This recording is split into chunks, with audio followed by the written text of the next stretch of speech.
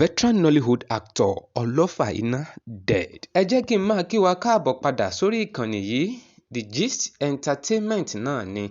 Tí eléyìí bá ń jẹ́ ìgbà àkọ́kọ́ àbí àkọ́kọ́ ìgbà tẹ́ ń bọ̀ sórí ìkànnì yìí, ẹ jọ̀ọ́ ẹ bá mi tẹ subscribe button kẹ́ ẹ dẹ̀ comment sábẹ́ fídíò yìí.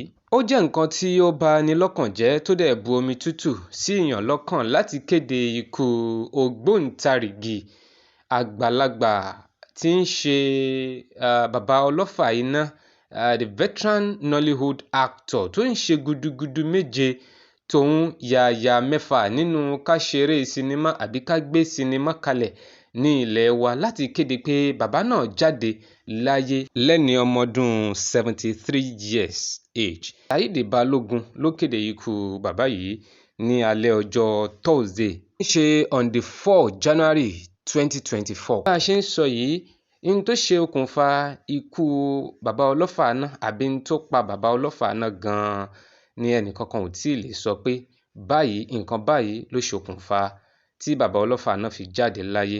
Ẹ má gbàgbé, tẹ́lẹ̀ yìí bá ń jẹ́ ìgbà àkọ́kọ́ tẹ́ ń bọ̀ sórí ìkànnì yìí, ẹ bá mi click lórí subscribe button kẹ́ẹ̀dẹ̀ bá mi tẹ rest in peace fún bàbá Olfa náà kí wọ́n sùn re. Ẹ wò ó, ṣé kí n má tàn yín, nínú àwọn tí wọ́n ń ṣe sinimá ká fi Yorùbá, èdè Yorùbá, àṣà Yorùbá ká fi gbé sinimá kalẹ̀ kó dọ́ṣọ̀, kó dùn mọ̀ràn-mọ̀ràn, kó sì fún wa lẹ́kọ̀ọ́ kárẹ̀kọ́ gidi kan bẹ̀. Ọ̀kan pàtàkì, ọ̀kan gbòógì ni Chief Adérẹ̀mí Adédèjì tí gbogbo wa mọ̀ sí Olofa náà o. Ṣé rí nígbà míì ikú òkè máa ń ṣe dáadáa because àwọn tó máa ń mú lọ yìí nígbà míì ó máa ń difficult, ó máa ń ṣòro fún wa láti rí irú wọn láwùjọ nítorí gudugudu méje àti yàyà púpọ̀ tí wọ́n máa ń ṣe. Lóòótọ́ ni àwáyé ikú kan ò sí, ṣùgbọ́n gbogbo ẹ̀yin olólùfẹ́ mi ní ìkànnì yìí, tẹ́ ẹ bá nífẹ̀ẹ́ bàbá Olfa náà, ẹ bá mi tẹ rest in peace fún bàbá yìí kó sùn re.